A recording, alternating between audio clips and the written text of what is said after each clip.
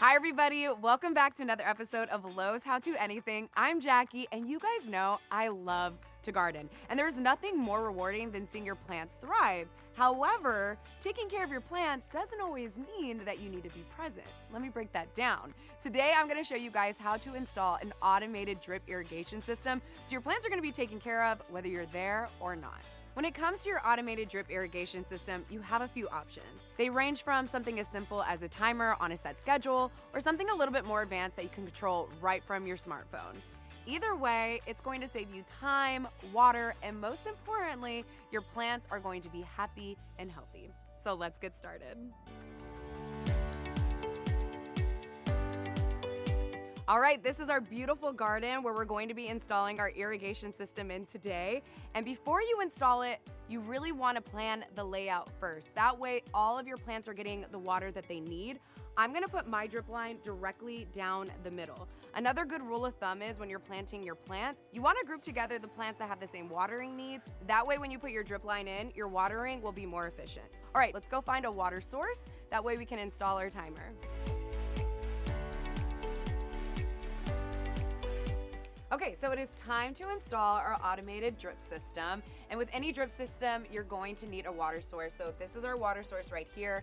And there are a few pieces that are involved to put this whole system together, and I'm gonna break that down for you. The first piece is your backflow preventer. This is the first one that you're gonna wanna put on. This helps prevent the water that's going into your garden not come back into your home. The next thing is actually optional. This is a hose splitter. The great thing about this is that you can not only connect your timer to it, but an additional hose as well. The next thing that we're gonna want to put on is our timer. Like I told you guys earlier, Lowe's has a ton of options. I picked up this smart timer from Lowe's. This one is really great because you can connect it directly to your cell phone. That way you can schedule all of your watering straight from an app. After your timer, you're going to want to put in a pressure regulator. The great thing about this smart timer is that it already has one built in, but if yours doesn't have one, this is what a pressure regulator looks like. You can pick it up from Lowe's. All right, those are all of our pieces, but as you can see, they all have these threads on them. So the last thing that I'm going to do is go in with this Teflon tape. I'm gonna wrap it around a couple times. That way it'll prevent any leaks. All right, let's put all of these pieces together.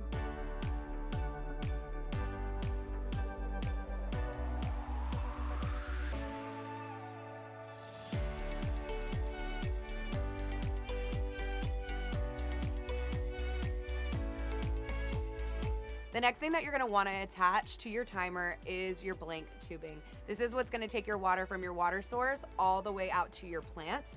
As you guys can see, I have quite a bit of tubing right here. That's because I've already measured where my timer starts and where my plants end. So make sure you measure your space too so you know exactly how much tubing to get. So let's go ahead and attach it. This is the adapter right here.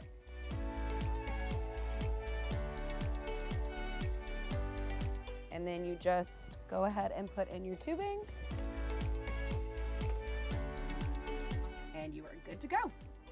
Okay, now we can roll out our blank tubing and lay it out in front of our plants.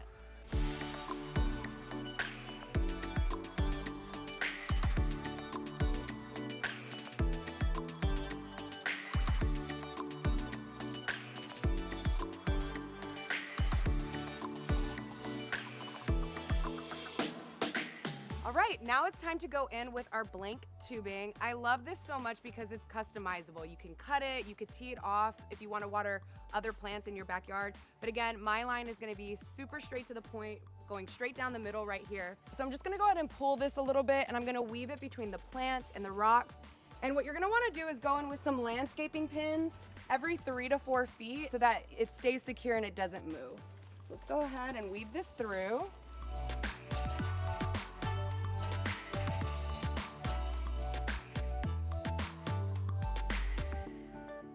Quick tip, if you don't like seeing your drip line throughout your garden, you could always hide it. For example, I could grab some mulch just to cover it up. Okay, so we're at the end of my garden, and as you guys can see, I have a lot of extra tubing back there. So I'm just gonna go in and cut it. I got these cutters from Lowe's. They're super easy to use. We're just gonna cut some off, but make sure you leave a little bit of space. There we go. And then the last thing to do is put on this end cap right here. You also wanna make sure that you have this end accessible to you, because if you want to flush out the system, you want to be able to have access to it. Also, if you want to ever extend it into other parts of your garden, you'll be able to get to it. Okay, so the end cap is on. We've got a nice good length there. It's accessible. We're good to go. Okay, our drip line is down, it's secure, we have the end cap on it. So now the next thing to do is to go in and put in a feeder line. So the way that you get the water from the drip line into your actual plant in a very exact location is that you're gonna install a feeder line to it. What you're gonna need for that are these coupling tools. And the coupling tool is gonna go into your drip line and connect to your feeder. And at the end of your feeder line, you're going to put these emitters. This is really gonna help your water not to go everywhere, but to go to the exact location of your plant.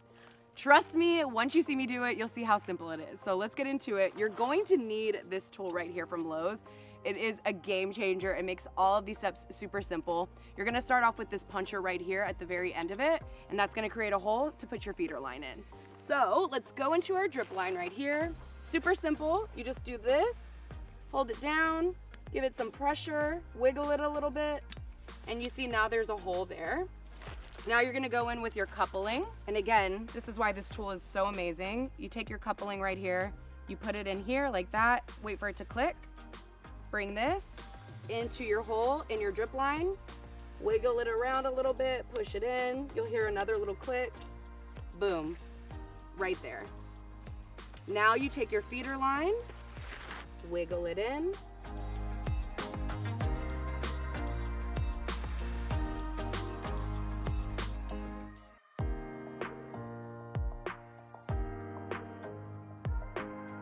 So now we have our very first feeder line. We're just going to cap it off with our emitter. Just squeeze it in there like that. That's what it's gonna look like. And you don't wanna skip the step of putting your emitter at the bottom. This is really going to help with the pressure of your water. This releases 1 gallon per hour. So make sure you don't skip that step. Now we're going to put this at the root of the plant. So I'm gonna bring it around this way, put it at the root. And in order to get that feeder line flat, I'm gonna go back in with my landscaping pins right here and just pin it down. And there we go. And again, if you don't want to see this line here, you could go back in with some mulch later and cover it up.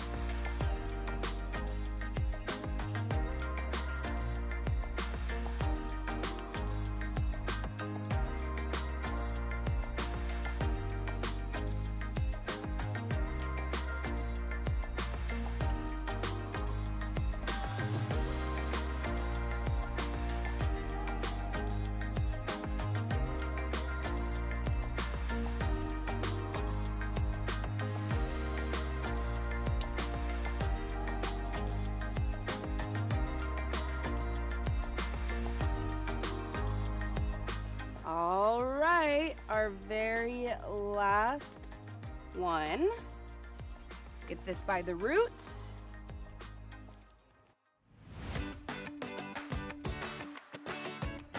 So the last thing to do now is just to test it. And because this is a smart timer, all I have to do is grab my phone and open the app and check it out. So let's go ahead and turn it on and test it out.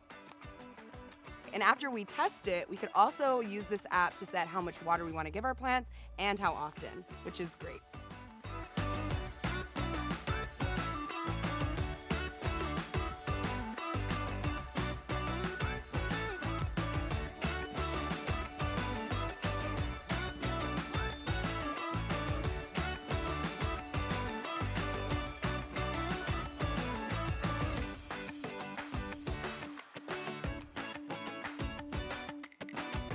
Our drip system is officially installed, and now our plants are on the perfect watering schedule. Remember, for everything that you need for your very own automatic drip irrigation system, you can find it at your local Lowe's or at Lowes.com. And while you're there, if you have any questions at all, just look out for a Lowe's Red Vest associate. They're there to help you. Thank you guys so much for watching this video. Make sure you like and subscribe, and let us know in the comment section below what you want to see on the next Lowe's How To Anything video.